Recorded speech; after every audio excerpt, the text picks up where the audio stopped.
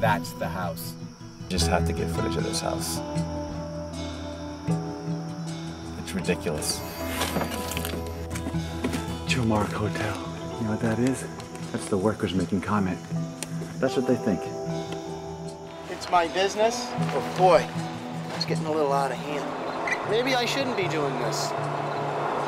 What's right or wrong?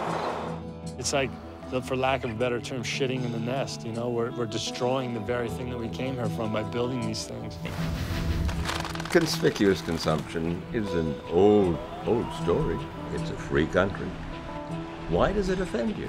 When I walk around the island in the winter and see the meters spinning, and I see a house empty for 8 months, it feels wrong to me. Our clients who build big could build bigger, but they don't. I mean, I wouldn't define my movement as against building large houses. No, when I'm traveling around, I think the movement would be to help other communities see they can actually determine their own destiny.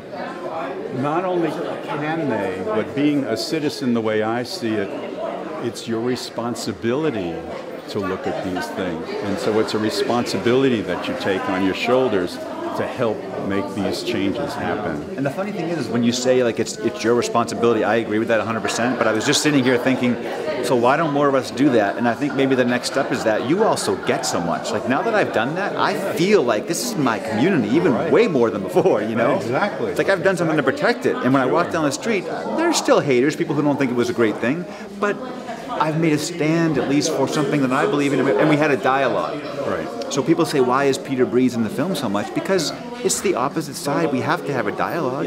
His perspective is his great-grandfather built this huge mansion in Southampton. My perspective is my mother was, 11 years old when she came over with one suitcase with her mother and 3 sisters and 3 brothers. You know what I mean? But so we all have different perspectives. But it's more than that. Because you made this film, or because you took an active interest in making and sustaining your community, you changed his mind.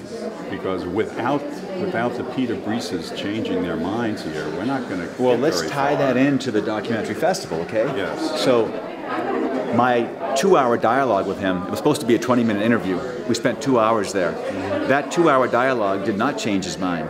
The art of documentary film is what changed his mind. So he said, when I saw this film play in the theater of our community, those 2 things, the film itself, he said, the artistry and the filmmaking and the editing and the shooting, but then to watch it in an audience with our community, he said, those 2 things changed my mind.